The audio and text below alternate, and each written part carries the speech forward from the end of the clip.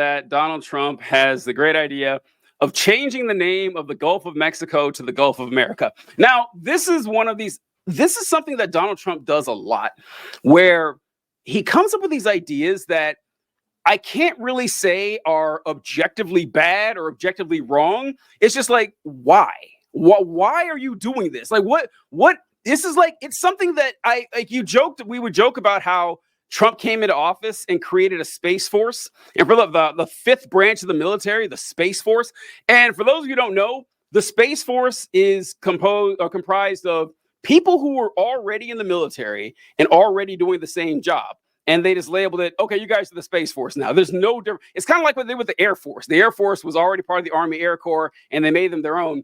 But that makes sense, right? Okay, an Air Force and Land Space, no. It's just, you don't need that. And also, this has gone beyond the Gulf of America. This is him wanting to make Canada a state. It's him wanting to make Greenland a state. It's him trying to take back the Panama Canal. It's just like, what is happening? I mean, like, I don't like Trump or anything, but people elected him to lower the price of eggs, and they're like, "Oh yeah, this is great. This is great, Donnie." It's just like, I don't know what world we're living in. TJ, so all of this is good to me for a variety of reasons. So let me just lay it out here. Yeah.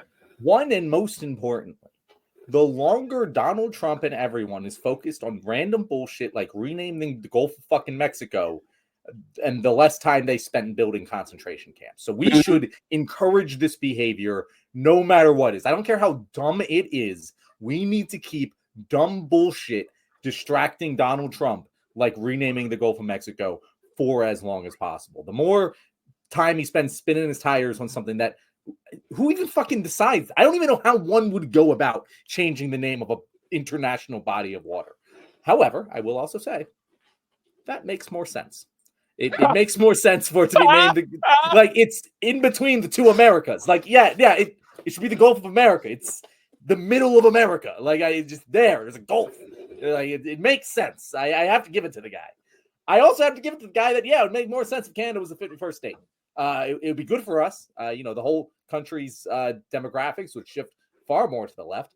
Canada has its own fucking problems, but better than we have in a lot of ways. And I would also buy Greenland. Yeah, fuck it. Why not? Let's buy it. Who gives a shit? Like, I would do all of these things. They're all dumb. They're all incredibly dumb, but none of them are particularly harmful, in my opinion. And so, yeah, sure, Donnie, spend your whole... if you accomplish renaming the Gulf of Mexico and buying Greenland, you're not going to make Canada the 51st state. We haven't even made Puerto Rico the 51st state, and we own that. But if you can do those two things, Donnie, we'll throw an award show for you. We'll be like, you're the greatest president ever. Make those your two highest priorities during this first year. So the renaming the Gulf of Mexico, it's funny you mentioned that, because I started thinking, like, with the naming of international bodies, it doesn't matter because it's just what we would call it, right? I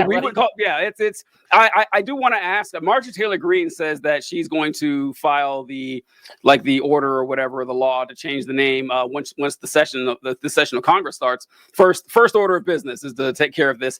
And it's a question I want to ask is, well, how much is this going to cost? Now we have to update all of our maps. We have to update all the globes, really all the curriculums, millions of dollars for this is probably in the B's. It's probably billions. Now that you mention it, yeah. So much money for no fucking reason at all. And this isn't like changing the name of the fries to Freedom Fries. This is a lot bigger than that. They did that at, the congressional cafeteria. It cost them $9 to change the menus or whatever. This would go to every curriculum, every government organization, every cartographer in the country.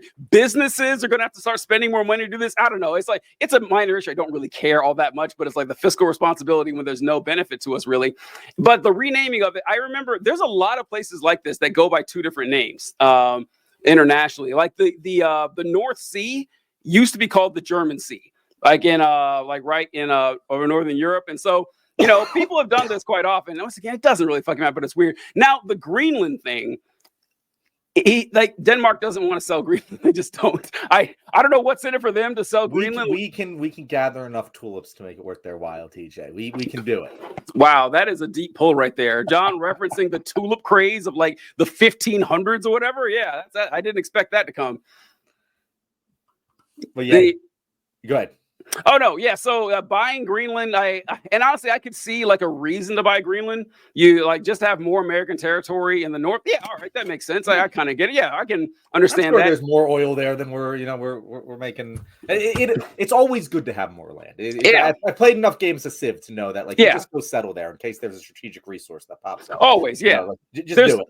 There's Still no get it. downside to owning more land. There just isn't. And when it comes to international geopolitics, the Canada thing, that is the weirdest one by far. Distinctly weird. Very so weird. weird. So weird. Like the Panama Canal. Yeah, I can see why Trump would want the Panama Canal. I mean, that's a gold mine right there of the money you could get controlling that. You'd have to take it by force. You see that they asked Trump if he was willing to resort to military or economic force to get Greenland or the Panama Canal. He said, yes, yeah, I am. And then when they asked him about Canada, he says, well, only economic force with Canada. And Trump's argument for Canada is that he says, hundreds of billions of dollars for Canada's defense. I'm not sure what he means by that, because he mentions how Canada has a small military, and I guess he's saying they're piggybacking off ours. I don't know, but yeah. Have you heard about that? Yeah, no, I have heard about it. I'm having a realization right now about Trump that I think needs to be addressed, because I'm having this reaction to all this crazy bullshit. Like, Trump. Yeah. Of course you want to use military action to invade Greenland. You're going to forget about it next Tuesday. But like, yeah, of course, right now you're like, yeah, no, why not? That's such a Trump thing to do. Yeah. Like, while Trump is in power, I kind of it just glances off, like I'm just like, oh yeah, whatever, silly Trump. Because if I were to actually engage with the fact that the president of the United States is saying that we should use military force to invade Greenland and occupy it, like that's a terrifying thought on paper. That doesn't sound so scary because it's coming from Trump. And I had that thought and I realized, fuck, that's exactly what Republicans think about all of the crazy shit that he says. Like when during the election season, we're like, how are you not worried about him raising, like instituting 100% tariff? It's because they're like, yeah, fuck, it's just something crazy Trump says. We don't actually care about that shit. We know it's not going to happen. And yeah, I'm guilty of it too, at least when he's in office, because I can't actually fathom the existential dread I would have if I took everything he said seriously. Yeah. I mean, I guess I don't know. I think that it might just be Trump doing what he does best and getting media attention. It doesn't, like maybe he doesn't care about it at all, but maybe he just knows it's a way to get people talking about him. And I almost didn't want to talk about this because I learned a very valuable lesson, early November last year, is that highlighting how insane Donald Trump does not work.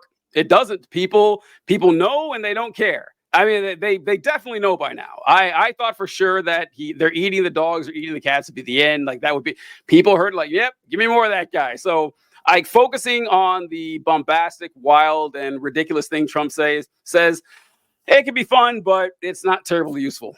And here's the thing, Donnie, I hate to break this to you, but you are currently living out the final best days of your life. There will be no more better days than the time period where you didn't actually have the responsibility of being president, but you got to control and manipulate the media's attention as if you were. Yeah, true. And it's all a victory tour. Yep. He's going to hate it as soon as he's in office, just like he hated it the first time, but just couldn't let go. And then if you survive your next term, it's not going to be long after that. So like, this is the best days of Donald Trump's life.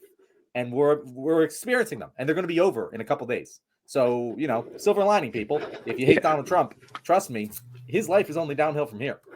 Yeah, he'll actually have to work and be president of the United States. Yeah, I mean, it's God.